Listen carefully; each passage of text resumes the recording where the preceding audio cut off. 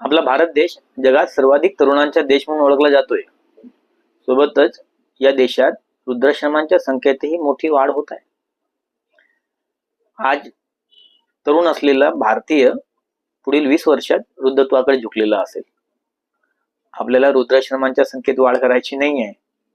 नमस्कार, माझे नाव रमेश आहे आणि मी मूल जिल्हा चंद्रपूर, महाराष्ट्र येथे आर्थिक ध्येय नियोजनकार म्हणून काम करतोय.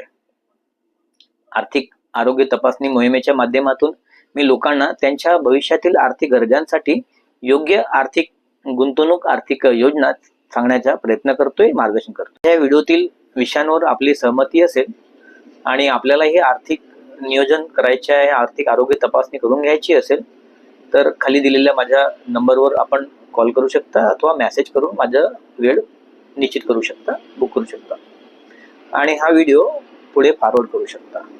कारण प्रत्येकालाही आपल्या पुढील आयुष्यासाठी नियोजन करणं आवश्यक आहे. धन्यवाद.